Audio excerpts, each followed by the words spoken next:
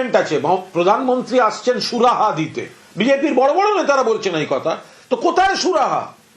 উনি যতক্ষণ, হ্যাঁ হতে পারে উনি পৌঁছতে পারেননি, হতে পারে উনি টেলিফোনে বলেছেন, হতে পারে উনি দীর্ঘক্ষণ বলেননি।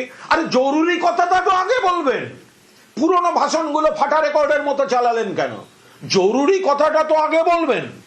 তো সেই জায়গায় দাঁড়িয়ে তখন এই জায়গায় সম্পূর্ণভাবে আমরা বলছি যে এই এসআইআর এর হঠকারী বিজেপি যেভাবে মানুষের নাম বাদ দেওয়ার দায়িত্ব চাপিয়ে দিয়ে জাতীয় নির্বাচন কমিশনকে ব্যবহার করে হঠকারী পদক্ষেপ এসআইআর নিয়ে নিয়েছিল, তো তাতে এই যে মতুয়া সম্প্রদায় যে বিজেপি মুখে বলছিল সিএ দিয়ে করে দেবো, আমরা বলছিলাম কোনো নোটিফিকেশন তো নেই, প্রসেস তো চালু হয়নি। সুপ্রিম কোর্ট তো বলেছে যে, সুপ্রিম কোর্ট বলেছে আগে নাগরিকত্ব পরে ভোটার, ফলে মতুয়া সম্প্রদায় খুব সমস্যার মধ্যে পড়ে গিয়েছে।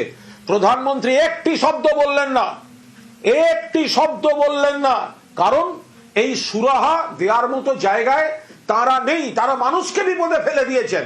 আর বিপদের দিনে পাশে আছে মমতা বন্দ্যোপাধ্যায়ের নেতৃত্বাধীন তৃণমূল কংগ্রেস, বিপদে ফেলেছে বিজেপি, বিপদে ফেলেছে নরেন্দ্র মোদীর সরকার, এবং সুরাহা দেওয়ার একটি কিছু তার হাতে নেই। তিনি একটি শব্দ সুরাহা নিয়ে আজ কথা বলেননি। আজকে তিনি বলছেন যে পশ্চিমবঙ্গে জঙ্গলরাজ চলছে, তা থেকে মুক্তি পেতে হবে। পশ্চিমবঙ্গের প্রতিটি মানুষ আজ তাই বলছে, বাঁচতে চাই বিজেপি তাই। কি বলবেন? এগুলো সব ফাটা রেকর্ডের মতো একই কথা বলে যান। পশ্চিমবঙ্গে সিপিএম এর জমানায় জঙ্গলরাজ চলতো, দেশে বিজেপির অপশাসনের জঙ্গলরাজ চলছে, সেখানে পশ্চিমবঙ্গ হচ্ছে স্বর্গোদ্যান, ঠিক আছে, স্বর্গোদ্যান পশ্চিমবঙ্গ।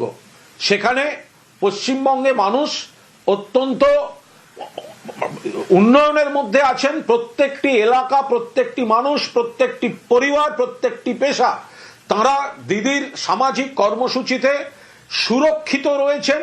ফলে পশ্চিমবঙ্গকে জঙ্গলরাজ বলার আগে ত্রিপুরার দিকে তাকান, পশ্চিমবঙ্গকে জঙ্গলরাজ বলার আগে গুজরাটে পরের পর সেতু ভেঙে পড়ছে দেখুন, পশ্চিমবঙ্গকে জঙ্গলরাজ বলার আগে উত্তরপ্রদেশে কুম্ভ মেলায় পদপৃষ্ঠের মৃত্যু মিছিল দেখুন।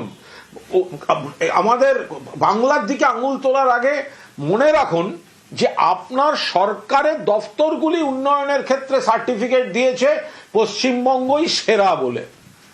আপনি যখন ত্রিপুরার প্রসঙ্গ টানলেন, প্রধানমন্ত্রীর মুখেও যে ত্রিপুরা ছিল, তিনি বলছেন যে ত্রিপুরায় দেখুন বামপন্থীরা 30 বছর ধরে ত্রিপুরাকে বরবাদ করেছে, বাংলাতেও লাল ঝান্ডার লোকেদের হাত থেকে মুক্তি মিলেছে, আশা ছিল ভালো কিছু হবে, কিন্তু তৃণমূল ভালো করার পরিবর্তে আরো খারাপ করেছে, বামপন্থীদের খারাপকে নিজের দলে ঢুকিয়েছে। কি বলবেন? তফাৎটা হচ্ছে বাংলায় বামপন্থী জমানার থেকে অনেক ভালো সরকার দিচ্ছে মমতা বন্দ্যোপাধ্যায় তৃণমূল কংগ্রেস, বামপন্থীদের সেই অপশাসন জঙ্গলরাজ থেকে মমতা বন্দ্যোপাধ্যায় যে উন্নয়ন, শান্তি, সংহতি, সম্প্রীতি প্রত্যেকটা ক্ষেত্রে মানুষ বলবেন তাই বিপুল ভোটে জেতাচ্ছেন। আর ত্রিপুরায় সিপিএম এর সরকার খারাপ ছিল না বিজেপির সরকার খারাপ, সেটাতেই এখন তুলনা হচ্ছে। তিনি বলছেন যে মোদী পশ্চিমবঙ্গের জন্য অনেক কিছু করতে চায়, পশ্চিমবঙ্গের উন্নতির জন্য টাকার অভাব নেই, ইচ্ছের অভাব নেই, প্রকল্পের অভাব নেই, পশ্চিমবঙ্গের হাজার হাজার কোটি টাকার প্রকল্প আটকে রেখেছে এখানকার সরকার। পশ্চিমবঙ্গের বকেয়া টাকাটা আগে দিচ্ছেন না কেন নরেন্দ্র মোদী? পশ্চিমবঙ্গের ন্যায্য টাকা দয়া করছেন না, আপনার টাকা আপনি দিচ্ছেন না, পশ্চিমবঙ্গ থেকে কর নিয়ে যান, পশ্চিমবঙ্গ নিয়ম মতোই টাকা পাবে। পশ্চিমবঙ্গ সরকার যে টাকা পায় 2 লক্ষ কোটি টাকা বকেয়া, বাংলার মানুষের টাকা, বাংলার উন্নয়নের টাকা, দিন, সেটা আগে দিন, তারপর তো কথা বলবেন। আপনারা তো দেশের সরকার, কে বারণ করেছে? পশ্চিমবঙ্গের যদি কোনো উন্নয়ন করার আপনাদের থাকে তা আপনি করুন না। আপনি কি উন্নয়ন করবেন? নরেন্দ্র মোদী আপনি 2014 সাল থেকে এই 2025 11 বছরে বাংলাকে আপনার সদিচ্ছা থাকলে একটা পূর্ণ মন্ত্রী পর্যন্ত দেননি, not even a cabinet minister in central government. আপনি সদিচ্ছার কথা বলছেন? যে বাংলা নবজাগরণের কাণ্ডারি, যে বাংলা আজ যা ভাবে দেশ তা ভাবে, আপনি বাংলা থেকে মানুষকে ভুল বুঝিয়ে কয়েকজন সাংসদকে জিতিয়েছেন, কিন্তু গত 11 বছরে বাংলাকে আপনাদের মধ্যে থেকেই, আপনার এমপি থেকেই একটা পূর্ণমন্ত্রী পর্যন্ত দেননি, আর কত ছোট করবেন বাংলাকে?